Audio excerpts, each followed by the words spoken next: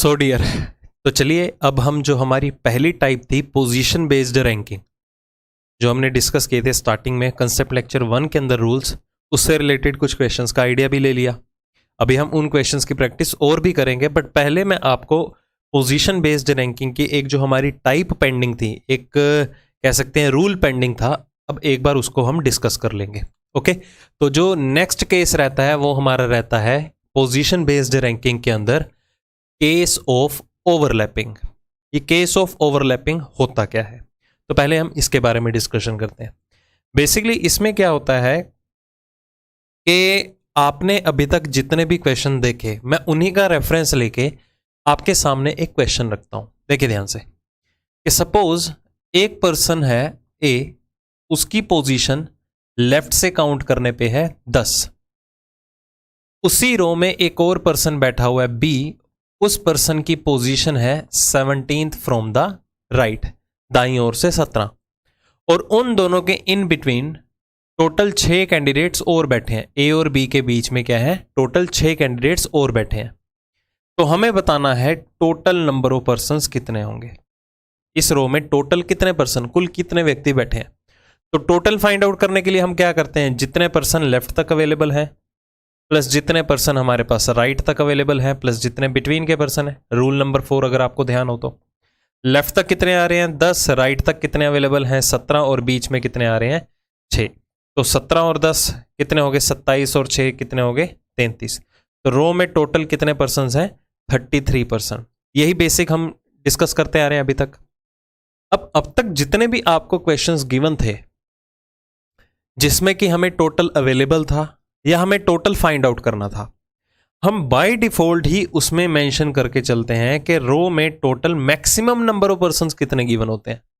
हालांकि मैक्सिमम मतलब ज्यादा से ज्यादा, हालांकि आपको ये टर्म लिखी नहीं थी, बट ये अंडरस्टूड होता है कि जितने भी हम निकाल के चल रहे हैं ना नंबर ऑफ पर्सन, वो टोटल रो का मैक्सिमम का ही पार्ट है।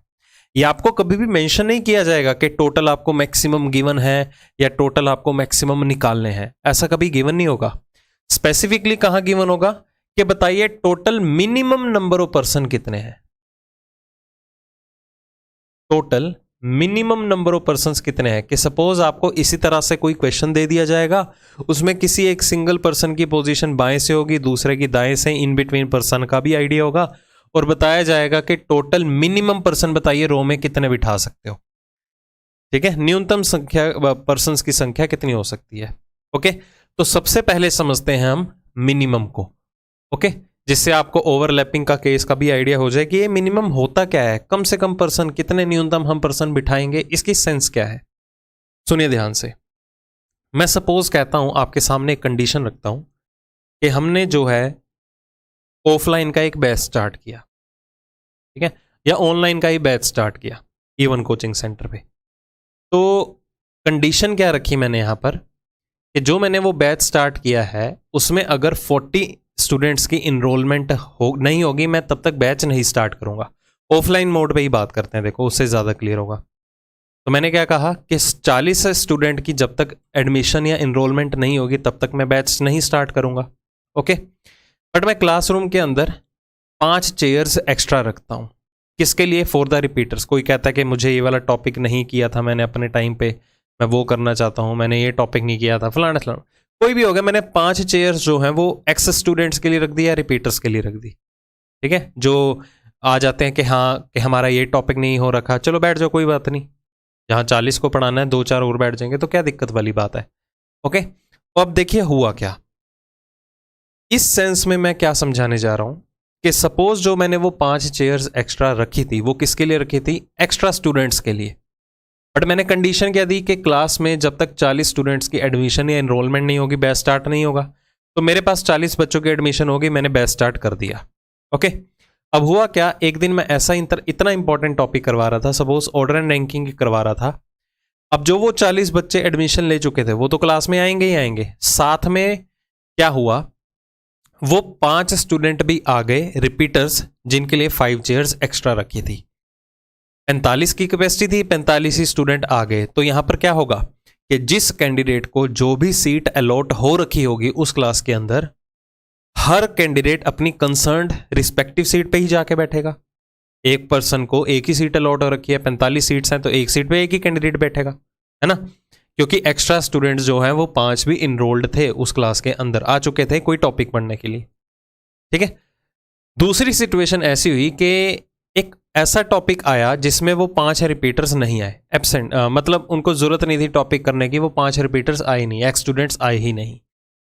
तो जो 40 स्टूडेंट्स इनरोल्ड हो रखे हैं क्लास के अंदर वो तो प्रेजेंट होंगे ना, वो तो डेली ही आ रहे हैं, क्लियर। अब क्लास में कैपेसिटी कितने की है, 45 स्टूडेंट्स की, आए कितने हैं, 40 जो इनरोल्ड हैं, 5 वो एक्स स्टूडेंट नहीं आए, तो मतलब वो 5 सीट्स जो हैं वो वेकेंट हो गई। तो उन 40 स्टूडेंट्स जो इनरोल्ड हैं उनमें से कोई भी कैंडिडेट की मर्जी हो सकती है, वो रिमेनिंग 5 सीट्स जो पेंडिंग थी रिपीटर्स के लिए उनकी सीट्स पे जाके बैठ सकता है, क्लियर। अब दोनों में डिफरेंस क्या है, जब मैंने आपको पहली कंडीशन बताई या दूसरी कंडीशन बताई जहां पर वो 5 रिपीटर्स नहीं आते हैं, तो 5 सीट वेकेंट हैं, खाली हैं, तो उन 40 में से कोई भी स्टूडेंट उठ के उन खाली सीट्स के ऊपर बैठ सकता था। इन दैट केस क्या है, सारे जो हैं वो एक्सपेंडेड फॉर्म में बैठे हैं, खुले खुले बैठे हैं, कोई टाइट नहीं बैठा, ठीक है, खुले खुले बैठे हैं, रिलीव कर रहे हैं, रिलैक्स होके बैठे हैं। बट जब मैंने पहली सिचुएशन बताई थी कि क्लास के अंदर 40 स्टूडेंट्स तो आए ही आए, साथ के साथ वो 5 रिपीटर्स भी आ गए, एक्स स्टूडेंट भी आ गए, तो उस केस में क्या था, वो मजबूरी वाला काम हो गया कि मुझे जो सीट मिल रखी है मुझे तो उसी पे ही बैठना पड़ेगा, मैं किसी और सीट पे नहीं बैठ सकता, क्योंकि 45 ही सीट्स हैं और 45 ही स्टूडेंट हैं, मतलब उस केस में क्या है, सारे कंजस्टेड फॉर्म में बैठे हैं, टाइट होके बैठे हैं, ठीक है, क्योंकि वहां पर नंबरिंग जो है वो मिनिमम है, चेयर्स मिनिमम है, इतने हमारे पास स्पेस नहीं है तो बैठाना ही पड़ेगा। और मुझे उम्मीद है आपको अभी आइडिया नहीं हुआ होगा कि मैं क्या बोल गया, ठीक है, सिर्फ आप इतना समझ के चलिए, एक्सपेंडेड कब बैठे, खुले खुले कब बैठे, और कंजस्टेड फॉर्म में कब बैठे हैं, टाइट होके कब बैठे, ठीक है। यही सिनेरियो जो है यहां पर भी वर्क करता है। जो भी हम ये फ्रेम ड्रॉ करके अपने क्वेश्चंस को सॉल्व करते हैं जिसमें ये हमारा फॉर्मूला अप्लाई होता है, इन दैट केस ये जो पर्सन है सारे के सारे क्या हैं, एक्सपेंडेड फॉर्म में बैठे हैं, खुले खुले, ओके। कंजस्टेड फॉर्म कैसे होगी, उसके लिए एक कंडीशन समझिए कि सपोज मैं कहता हूं कि टोटल रो में 10 स्टूडेंट है, इसका रेफरेंस देके ही मैं बता पाऊंगा ये ओवरलैपिंग होती कैसे है, सिर्फ फ्रेम बनाने का तरीका और कुछ भी नहीं है, ठीक है। आप सिर्फ इस पे फोकस कीजिए कि कंसेप्ट क्या कहता है, कि सपोज मैं कहता हूं 10 स्टूडेंट्स हैं, एक की पोजीशन गिवन है हमें 8th फ्रॉम द लेफ्ट, तो आगे कितने स्टूडेंट रह गए, 2 स्टूडेंट रह गए। दूसरा पर्सन है बी, उसकी पोजीशन है 7th फ्रॉम द राइट, दाईं ओर से 7वां, अब टोटल तो 10 हैं, 8 यहां तक हो गए, 9 10, क्या हम 7th राइट इस फ्रेम के अकॉर्डिंगली यहां ड्रॉ कर सकते हैं, नहीं कर सकते ना, तो 7th राइट वाला पर्सन कैसे ड्रॉ होगा, जो दाईं ओर से 7वें प्लेस पे, 1 2 3 4 5 6 7 यहां पर आया। दोनों में डिफरेंस देखिए, ये एक्सपेंडेड फॉर्म है, ये कंजस्टेड फॉर्म है, मतलब इसे कहते हैं ओवरलैपिंग का केस। इस पे मैं अभी ज्यादा डिटेल में नहीं जाऊंगा, सिर्फ आपको एक क्लू दिया है मैंने इसके थ्रू कि ओवरलैपिंग होती कैसे है। मैं कहता हूं कि हमें total number of persons available नहीं है, रो के अंदर कितने हैं, जैसे कि ये वाला क्वेश्चन था, ओके। उनमें से एक पर्सन जो है वो 10th फ्रॉम द लेफ्ट है, मान लिया, दूसरा पर्सन जो है वो 17th फ्रॉम द राइट है, इसी की तरह 17 दाईं ओर से 17वें प्लेस पे बैठा है। अब 17 दाईं ओर से हम इस फ्रेम के अकॉर्डिंगली यहां पर बनाएंगे कि बी ए के राइट में ही होगा, दाईं ओर। बट जब भी मिनिमम का केस हो ना, हमेशा आपको सिचुएशन जो है वो कंजस्टेड या ओवरलैपिंग के केस में बिठानी है। ओवरलैपिंग मतलब कि पर्सन यहां पर नहीं बैठेगा, इस पर्सन को क्रॉस करके बैठेगा। अभी सिर्फ क्वेश्चन का तरीका समझ लीजिए क्या है, कि क्वेश्चन को सॉल्व कैसे किया जाता है। मैं हार्डली 5 या 10 मिनट लूंगा, अपने आप ही क्लियर कर दूंगा मैं आपको कि हम ओवरलैपिंग या क्रॉसिंग करते क्यों हैं, मिनिमम का एक्चुअल केस क्या है। अभी सिर्फ क्वेश्चन को समझने का तरीका देखिए, ठीक है, कि सॉल्व कैसे करना है। कि सपोज अगर किसी पर्सन का place 10th from the left है, बाईं ओर से 10वें प्लेस पे है, और दूसरा पर्सन दाईं ओर से 17वें प्लेस पे बैठा हुआ है, ओके, 17वें 17th प्लेस पे है, तो हम 17th राइट यहां ड्रॉ करने की बजाय यहां पर ड्रॉ करेंगे, जो दूसरा पर्सन होगा। क्लियर? जरूरी नहीं है ना कि 17th राइट वाला पर्सन यहां भी बैठ सकता था। अगर मैं काउंट करता चलूं, क्या पता यहां पर आके बैठा मिले, कुछ भी हो सकता है, हमें कौन सा टोटल गिवन है। बट हम ऐसा नहीं सोच के चलते हैं, हम अब तक तो ऐसे ही फ्रेम के अकॉर्डिंगली क्वेश्चन सॉल्व करते हैं। स्पेसिफिकली आपको ओवरलैपिंग, ये देखो ओवरलैप कर गए ना एक दूसरे को, ए आगे जाके मिला, दूसरा पर्सन पीछे जाके यहां पर आके मिला, तो इसको कहते हैं क्रॉसिंग और ओवरलैपिंग। ये ओवरलैपिंग क्यों करने की जरूरत पड़ती है वो मैं नेक्स्ट एग्जांपल के थ्रू बताऊंगा, वैसे हिंट दे दिया था बट फिर भी मैं क्लियर करूंगा। ओके, अभी सिर्फ क्वेश्चन को सॉल्व करने का तरीका समझ लो। अब आगे मैं इसके अंदर एक और कंडीशन डालता हूं कि उन दो पर्सन ए और बी के बीच में एक पर्सन और बैठा हुआ है। मैं रिपीट कर देता हूं क्वेश्चन को कि एक रो के अंदर कुछ पर्सन्स अवेलेबल थे, उनमें से एक पर्सन की पोजीशन लेफ्ट से काउंट करने पे 10th थी, दूसरा पर्सन है बी, इसकी दाईं ओर से पोजीशन काउंट करने पे 17 थी, और दोनों के बीच में एक पर्सन बैठा हुआ है। तो इस केस में बताइए हमारे पास मिनिमम पर्सन कितने होंगे। मैक्सिमम तो हम ऐसे निकाल देते हैं, लेफ्ट से देख लो, राइट से देख लो और बिटवीन के पर्सन निकाल दो, तो इसके थ्रू तो आ जाएगा 10 और 17 27 और 1 28, बट वो क्या होंगे मैक्सिमम, ज्यादा से ज्यादा। बट हमें क्या निकालना है, मिनिमम निकालना है। ओके, तो इस केस में कोई भी फॉर्मूला नहीं फॉलो होगा। एक्चुअल कैसे निकालेंगे ध्यान से समझना। हम यहां पर क्या करेंगे, किसी एक पर्सन की पोजीशन निकाल लेंगे किसी दूसरे का रेफरेंस लेते हुए। कैसे, ध्यान से देखिए। अगर मैं बाएं छोर से काउंट करूं तो बी पहले आ रहा है या ए पहले आ रहा है, ऑब्वियस ही बात है बी पहले आ रहा है। अगर ए का प्लेस 10th लेफ्ट है, बाईं ओर से 10वें प्लेस पे है, तो हम ये सोच के चलेंगे कि अगर वो बी के प्लेस तक बैठा होता तो उसकी पोजीशन क्या हो सकती थी। क्लियर। तो अगर ए 10th लेफ्ट है और बी यहां पर बैठा हुआ है ए के बैक साइड में, तो ए को वापस आना पड़ेगा। अगर वो लेफ्ट से गया और वापस आएगा तो उसकी पोजीशन कम होगी। रिलेटिव पोजीशन का केस हमने सीख रखा है। अगर वो 10th लेफ्ट पे बैठा हुआ है और उसने बी तक के प्लेस तक आना है, तो उनके बीच में जितने भी पर्सन है सभी को क्रॉस भी तो करेगा वो। कितने पर्सन है उन दोनों के बीच में, सिर्फ एक ही पर्सन बैठा हुआ है। तो सबसे पहले वो बीच वाले पर्सन तक आया, मतलब ए यहां पर आया। अगर वो 10th लेफ्ट पे था, एक स्टेप पीछे आया, तो वो क्या बना 9th फ्रॉम द लेफ्ट, बाईं ओर से 9वां, ऐसा ही होगा। अब उससे एक और स्टेप पीछे आना है, क्यों, क्योंकि उसने बी के प्लेस तक आना है। अब वो कितना होगा 8th फ्रॉम द लेफ्ट। पहले ए जो था वो 10th लेफ्ट पे था, बाएं से 10वें प्लेस पे। पहले वो एक स्टेप पीछे आया तो 9th लेफ्ट बना, एक स्टेप और पीछे आया तो 8th लेफ्ट बना। तो मतलब ए की पोजीशन बी के विद रिस्पेक्ट टू क्या होगी 8th लेफ्ट। अब हम ये चीज बी के अकॉर्डिंगली भी कर सकते थे, हम बी की भी पोजीशन निकाल सकते हैं A K with respect to. अगर B already 17th from the right है, तो दाएं से देखने पे तो ए पहले आ रहा है, मतलब बी को वापस जाना होगा। दाएं से आके वापस दाएं में चला गया, राइट से फिर से राइट में चला गया, तो स्टेप्स कम हुए, तो उससे भी तो पहले बीच वाले पर्सन तक आना पड़ेगा। मतलब अगर वो एक स्टेप पीछे आता तो क्या बनता 16th फ्रॉम द राइट। अगर वो एक स्टेप और पीछे आ जाता तो क्या बनता 15th from the right. Clear. तो हमने एक पर्सन की पोजीशन निकाली with respect to another person. Okay हो गया। अब देखिए सिंपल सा टास्क है। हमारा रूल नंबर 2 क्या कहता था, अगर हमें किसी भी एक सिंगल पर्सन की दोनों तरफ से, दोनों डायरेक्शन से पोजीशंस अवेलेबल हो, टोटल निकाल सकते हैं। तो देखो 17 और 8 25, एक पर्सन 2 बार काउंट हुआ, -1 कर दो, टोटल 24 आ गया। क्रॉस चेक कर सकते हो, हमारे पास ए की भी 2 पोजीशंस हैं। 15 और 10 कितने हो गए 25, एक कम कर दो कितना हो गया 24, क्योंकि एक पर्सन 2 बार काउंट हो रहा है। बीच वाले पर्सन की भी 2 पोजीशंस आ चुकी हैं, 16 और 9 25, एक कम कर दो कितना आ गया 24। तो रो में हम कितने पर्सन बिठा सकते हैं, मिनिमम 24, और मैक्सिमम कितने बिठा सकते थे। अगर मैं इसी में ही ऐड ऑन कर दूं ये वाली चीज कि हम रो के अंदर मैक्सिमम कितने पर्सन बिठा सकते थे, तो इस केस में क्या होता, यही सेम कंडीशन बनती कि ए 10th लेफ्ट है, बी 17th राइट, और उन दोनों के बीच में सिर्फ एक पर्सन बैठा हुआ है। तो टोटल मैक्सिमम कितने होते हैं हमारे पास, यहां सॉरी यहां 17 आएगा +1, तो कितने हो जाते हैं 28।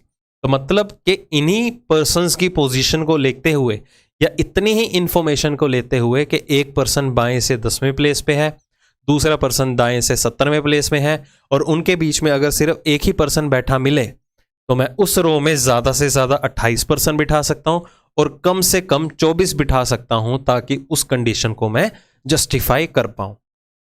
समझ में आया।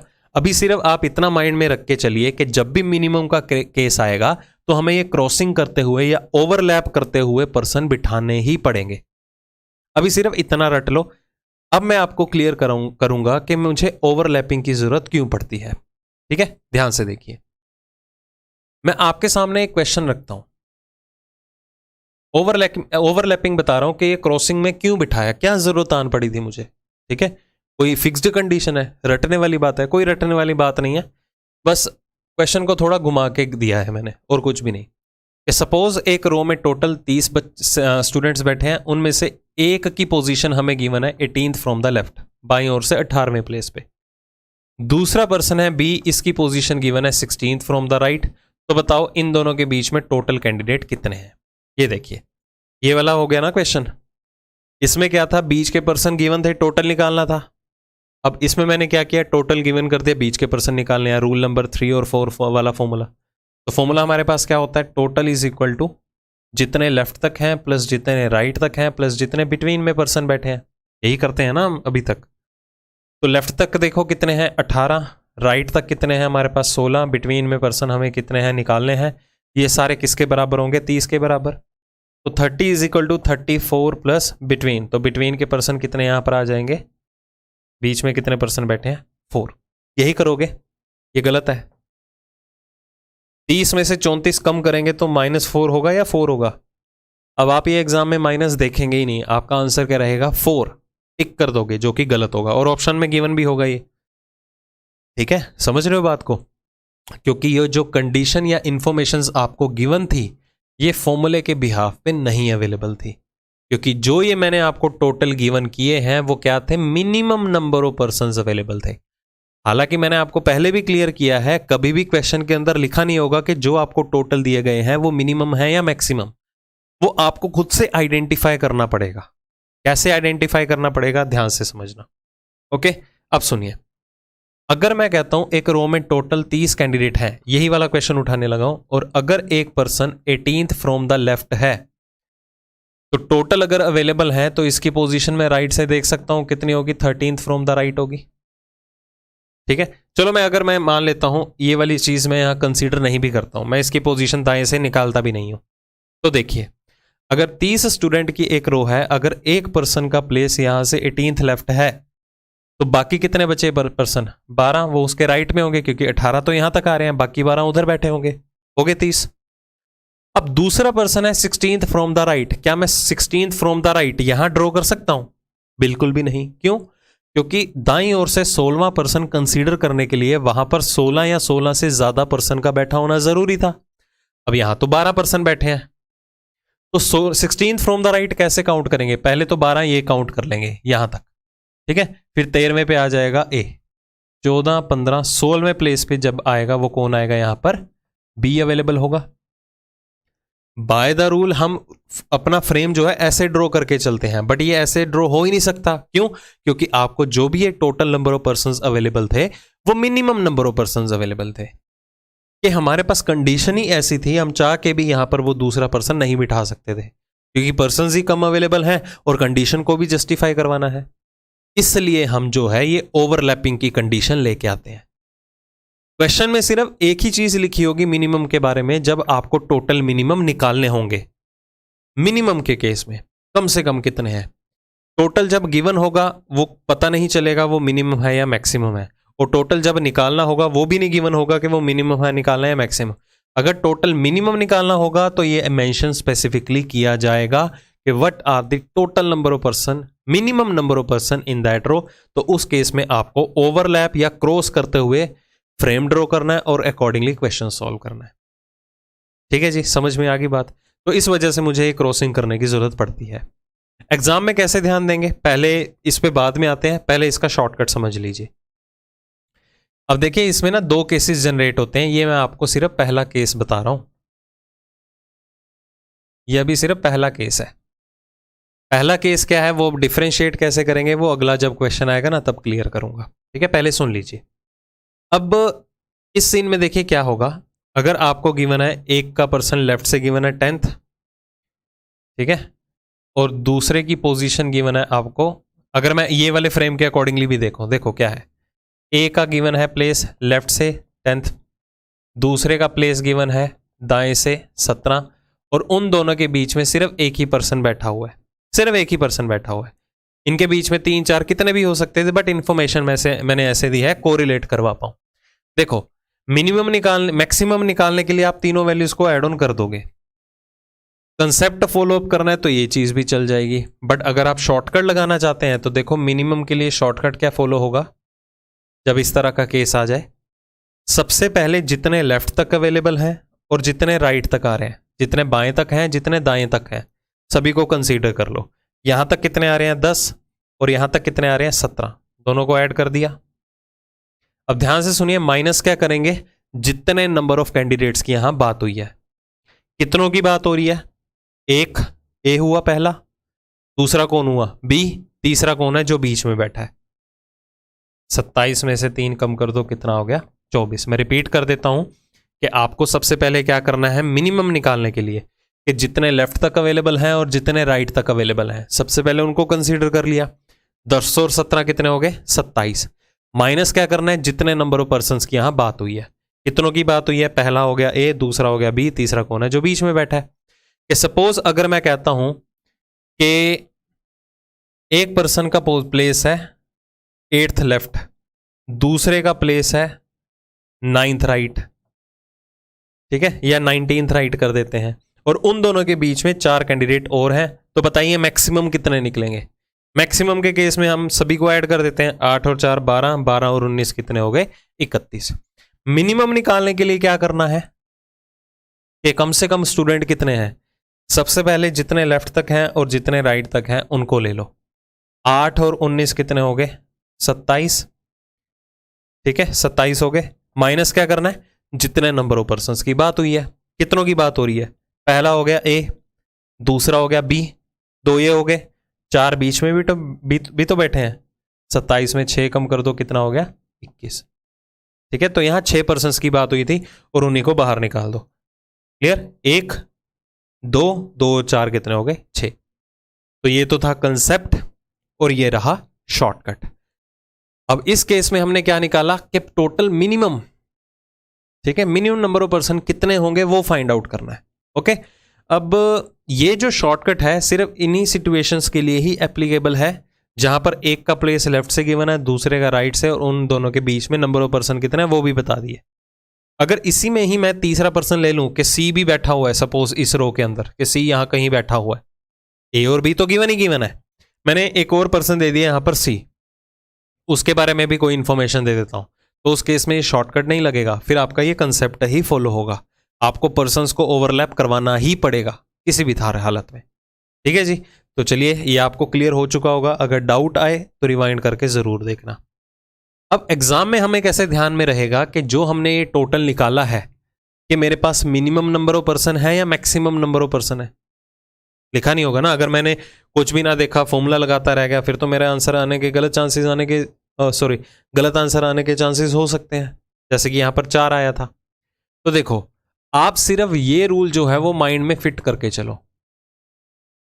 ये किस लिए होता है, किसी भी पर्सन की पोजीशन अगर एक डायरेक्शन से गिवन हो और उसे दूसरी डायरेक्शन से निकालना हो, मतलब लेफ्ट से गिवन हो राइट से निकालना हो, राइट से गिवन हो लेफ्ट से निकालना हो, और इसी रूल को हम फॉलो करते हैं टोटल फाइंड आउट करने के लिए, ठीक है। तो ये वाला तो टिप्स पे होना चाहिए। देखो, जब भी आप क्वेश्चन अटेम्प्ट करते हो, आपको टोटल की इंफॉर्मेशन अगर अवेलेबल है और भी ज्यादा डाटा गिवन है, तो आप क्या एक काम करो, पैरेलली और इंफॉर्मेशंस भी कंक्लूड करते जाओ।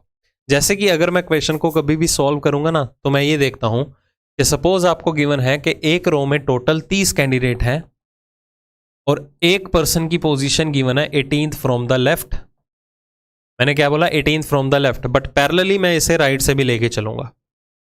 क्वेश्चन में कोई भी चीज यूज हो सकती है। ओके, क्या करना है, टोटल से एक ज्यादा ही बनाना है। 30 है तो मैं मन के अंदर सोच के चल रहा हूं मन में कि मुझे 31 बनाना है, 18 में 13 ऐड कर दिया। हालांकि मुझे 13 राइट गिवन नहीं था, बट मैंने डिटरमिन कर लिया। बी की पोजीशन गिवन है 16th फ्रॉम द राइट, ये वाली जो इंफॉर्मेशन थी। अब ए कहां बैठा है, दाईं ओर से 13वें प्लेस पे। डी कहां बैठा है, दाईं ओर से 16वें प्लेस पे। दाईं ओर से 16वां इधर बैठेगा, इधर आगे जाके ऑब्वियस सी बात है, पहले 13वां होगा, फिर 14वां, 15, तब जाके 16th राइट पे बी आएगा। कुछ सोचने की जरूरत नहीं है। मतलब जब भी इस तरह के क्वेश्चंस अवेलेबल हो ना, उसमें दोनों पर्सन्स की डायरेक्शंस को सेम कंसीडर कर लो। अगर लेफ्ट है तो राइट निकालो, अगर राइट वाला है तो लेफ्ट निकाल लो, सारी पिक्चर क्लियर हो जाएगी। कोई ओवरलैपिंग नहीं सोचनी, कोई ये नहीं सोचना कि आपको मिनिमम निकालने हैं, मैक्सिमम निकालने हैं, या टोटल आपको जो गिवन है वो मिनिमम गिवन है या मैक्सिमम गिवन है। इन बातों का ध्यान रखो, थोड़ा स्मार्टली प्ले करना है। हालांकि वैसे आपको आइडिया हो चुका होगा कि जैसे मैंने क्वेश्चन सॉल्व किए हैं उसकी टेक्निक पता चली होगी। अगले सेशन में भी आपको प्रॉपर आइडिया हो जाएगा, सो डोंट वरी, ठीक है। बहुत से क्वेश्चन अभी हम करने वाले हैं। तो ये तो था मिनिमम का केस कंसेप्ट जिसमें हमने ओवरलैपिंग देखी, that is case of overlapping. उसी के अंडर मैंने ये भी सिर्फ पहला केस डिस्कस किया है। ठीक है, अभी दूसरा केस डिस्कस करेंगे, पहले एक और क्वेश्चन करके देखते हैं। क्या लिखा हुआ है? Shikhar is 9th from the back. Shikhar जो है 9th फ्रॉम द बैक है, मतलब दाईं ओर से 9वें प्लेस पे है। Arun place is 8th from the front. Front left से अरुण का प्लेस कितना है? 8। There is only one person standing between Shikhar and Arun. दोनों के बीच में सिर्फ एक ही पर्सन है। What could be the minimum number of boys standing in the Q. न्यूनतम संख्या कितनी हो सकती है लड़कों की उस पंक्ति के अंदर। अगर कंसेप्ट वाइज देखें तो क्या है, अगर अरुण का प्लेस जो है वो 8th फ्रॉम द लेफ्ट है और शिखर का प्लेस जो है वो क्या है? 9th from the right. Overlapping करनी होती, अगर मिनिमम ना होता गिवन तो हम ऐसे करते, अरुण का प्लेस है 8th लेफ्ट और शिखर का प्लेस है 9th राइट। हम ऐसे ड्रॉ करते हैं और उन दोनों के बीच में केवल एक पर्सन बैठा है। कब? जब हमें मिनिमम वर्ड ना गिवन होता। बट अब मिनिमम निकालना है तो ओवरलैपिंग करनी होगी, क्रॉसिंग करनी होगी। तो वही वाला सीन हो गया कि लेफ्ट तक और राइट तक दोनों को कंसीडर कर लो, यही होगा। लेफ्ट तक और राइट तक दोनों को कंसीडर कर लो। 9 और 8 कितने हो गए? 17। माइनस क्या करेंगे? जितने नंबर ऑफ पर्सन्स की बात हुई है। कितनों की बात हो रही है? 1, 2 और 3। तो टोटल मिनिमम की कैपेसिटी कितनी हो सकती है रो के अंदर? 14। अब जब उन दोनों के बीच में ओनली वन पर्सन, सिर्फ और सिर्फ एक ही कैंडिडेट बैठा हो, सिर्फ और सिर्फ एक ही बैठा हो। ठीक है, अब सुनिए ध्यान से। नेक्स्ट केस क्या कहता है, दोनों में डिफरेंस क्या है? यही सेम क्वेश्चन मैंने लिया है, थोड़ी सी सेंस चेंज है। Shikhar is 9th from the back, Arun place is 8th from the front. ये देख लीजिए सेम ही है। शिखर 9th फ्रॉम द बैक है, अरुण जो है वो 8th from the front. Nikhil is standing in the middle of the two. Nikhil जो है इन दोनों के बिल्कुल सेंटर में बैठा है। यहां पर क्या था? There is only one person standing between the two. इधर क्या था कि शिखर और अरुण के बीच में सिर्फ एक ही पर्सन बैठा हुआ है, सिर्फ और सिर्फ एक पर्सन बैठा हुआ है। यहां पर क्या दिया है मैंने कि एक और पर्सन है तीसरा, निखिल, जो दोनों के मिडल में है। मुझे नहीं पता दोनों के मिडल में कौन है। वहां पर क्या था? सर्टेन गिवन था कि एक पर्सन बैठा है, या मैंने एग्जांपल ली थी यहां पर भी कि कितने पर्सन बैठे हैं जी? 4 पर्सन बैठे हैं। ऐसा डेफिनेट अमाउंट दे देना कि केवल एक ही बैठा है या 2 बैठे हैं, 3 बैठे हैं, 4 बैठा है। अब यहां पर मैंने डेफिनेट नहीं कहा, मैंने क्या कहा है कि उन दोनों के मिडल में कहीं ना कहीं बैठा हुआ है। तो बताइए उस केस में मिनिमम कितने होंगे? ये बहुत आसान होता है। देखो, काफी लोग क्या है इसे पजल करवाते हैं, पता नहीं कैसे घुमा फिरा के बातें बनाएंगे, पजल ही हो जाता है कैंडिडेट। देखो करना क्या है, जैसे शिखर है 9th फ्रॉम द बैक और अरुण जो है वो 8th फ्रॉम द फ्रंट है, बाईं ओर से 8वें प्लेस पे। निखिल इन दोनों के बीच में कहीं ना कहीं बैठा मिले दिखाई देगा आपको। ओके, अब सुनिए ध्यान से। इस केस में आपको क्या करना है, अगर कम से कम पर्सन निकालने हैं तो कम से कम 9 पर्सन तो बैठे होंगे। कम से कम 9 पर्सन तो बैठे मिलेंगे ना मुझे। क्यों? क्योंकि 9th फ्रॉम द राइट, दाईं ओर से 9वां प्लेस पे भी तो कोई पर्सन बैठा है। देखो 1 2 3 4 5 6 7 8 9, तभी 9th फ्रॉम द राइट शिखर बिठाओगे तो कम से कम 9 पर्सन तो बैठे ही होंगे। मैं कहता हूं चलो 9 पर्सन ही बैठे हैं रो के अंदर। हम 8 तो नहीं कह सकते कि रो में चलो कम से कम 8 पर्सन बैठे हैं। अगर 8 बिठा देते हैं तो 9th राइट वाला पर्सन कहां बिठाओगे? उसके लिए तो सीट बची ही नहीं। तो जिसकी पोजीशन सबसे ज्यादा है उतने नंबर ऑफ पर्सन आपको कम से कम तो लेने ही पड़ेंगे किसी भी हर हालत में। तो पहले मैंने मान लिया कि उस रो के अंदर 9 पर्सन बैठे हैं, तभी हम 9th राइट ड्रॉ करने जा रहे हैं, दाईं ओर से 9वां पर्सन। और उसमें हम 8th लेफ्ट 1 2 3 4 5 6 7 8, यहां पर कौन आ गया? अरुण, और उसकी पोजीशन क्या है? 8th फ्रॉम द लेफ्ट, बाईं ओर से 8वां। ओके, अब निखिल जो है इन दोनों के मिडल में बैठा हुआ है, दोनों के मिडल में बैठा हुआ है। देखो ध्यान से, अब दोनों के मिडल में बैठा हुआ है मतलब जितने नंबर ऑफ पर्सन निखिल और शिखर के बीच में होंगे उतने ही नंबर ऑफ पर्सन निखिल और अरुण के बीच में होंगे। दोनों के मिडल में बिठाना है तो इनका मिडल निकालते हैं। इनके मिडल बीच में कितने पर्सन है? 1 2 3 4 5 और 6। अब बीच में बैठे हैं 6 पर्सन। तो मैंने आपको पहले ही कंसेप्ट लेक्चर में बताया था कि जब भी हमारे पास इवन नंबर ऑफ पर्सन हो, ठीक है, हम मिडल में कौन बैठा है बता ही नहीं पाएंगे। सम संख्या में अगर पर्सन गिवन हो नहीं बता पाएंगे ना। अगर ओड नंबर ऑफ पर्सन हो तो विषम संख्या में गिवन है तो बता पाएंगे। अब यही चीज यहां पर भी फॉलो अप हो रही है। अगर मैंने कम से कम 9 मान भी लिए और ए का प्लेस हो गया 8th फ्रॉम द लेफ्ट, बाईं ओर से 8वां, बट उन दोनों के बीच में जो ये पर्संस है ना, इनकी काउंटिंग जो है वो इवन है, सम संख्या में बैठे हैं। इवन नंबर पर्सन के केस में मैं एग्जैक्टली मिडल में कौन सा पर्सन है मैं बता ही नहीं पाऊंगा, किसी भी हालत में नहीं बता पाऊंगा। समझ में आ गई बात? तो मुझे कम से कम 9 तो बिठाने थे, बट 9 के अंदर ये कंडीशन जो है वो जस्टिफाई नहीं करवा पा रहा। तो हम क्या करेंगे, एक और बढ़ा देंगे। हमें कम से कम देखने हैं ना, 9 नहीं है, चलो 10 करके देखते हैं। ठीक है, हम क्या करेंगे, 10 पर्सन बिठा के देखते हैं रो के अंदर। देखिए ध्यान से, हमने एक और पर्सन यहां पर ऐड कर लिया। 9 में तो कंडीशन सेटिस्फाई नहीं हुई, हमने 10 कर दिए। ओके, चलो कंडीशन को जस्टिफाई करवाते हैं। अब 9th फ्रॉम द राइट, कोई person 9th from the right है। शिखर जो है वो दाईं ओर से 9वें प्लेस पे है, और अरुण जो है वो 8th फ्रॉम द लेफ्ट है। 1 2 3 4 5 6 7 8, ये हो गया अरुण, और ये क्या हो गया, 8th फ्रॉम द लेफ्ट हो गया। अब निखिल दोनों के मिडल में बैठा है। अब देखो मिडल निकाल सकते हो, 1 2 3 4 5, ओड नंबर हो गए पर्सन, तो ये बैठा हुआ है मिडल में, कौन, निखिल। तो इस रो में आप मिनिमम कितने पर्सन बिठा सकते हो, 10 बिठा सकते हो। अब इसका कोई शॉर्टकट नहीं है, आपको इस तरह से लॉजिकली फॉलो करना ही पड़ेगा वो क्वेश्चन सॉल्व, कोई ऑल्टरनेट नहीं है।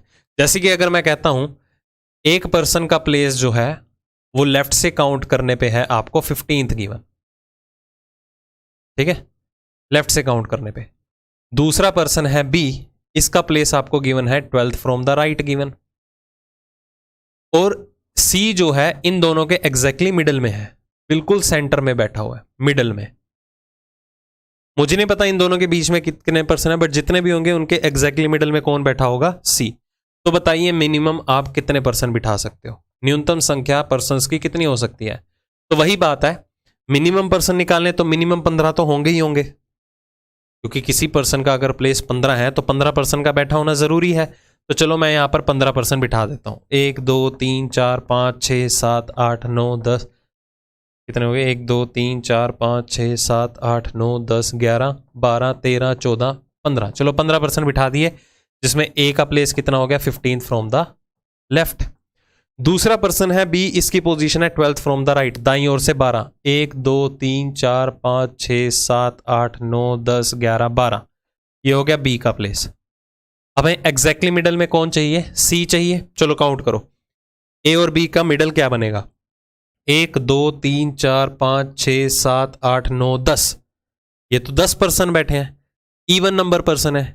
इवन नंबर के पर्सन के केस में सम संख्या में अगर किन्हीं भी दो पर्सन के बीच में पर्सन अवेलेबल हों, इवन नंबरिंग में हम मिडिल वैल्यू निकाल पाएंगे। ये तो 5 5 के 2 पोर्शंस बन गए, एग्जैक्टली मिडिल तो निकला ही नहीं, क्योंकि हमें तो मिनिमम निकालने हैं, और एग्जैक्टली मिडिल निकालने के लिए ओड नंबर ऑफ पर्संस का बैठा होना भी जरूरी है। तो हमने अभी कम से कम क्या सोचे हैं, 15, एक और बढ़ा दो, कम से कम तो 15 है ही है। अब ऐसे ही एक एक वैल्यू और बढ़ाते रहेंगे। तो मैं ये सोच के चलता हूं कि रो के अंदर हमारे पास 16 कैंडिडेट है, ठीक है, 16 कैंडिडेट बैठे हुए हैं। इनको मैं रब कर देता हूं। चलो देखिए,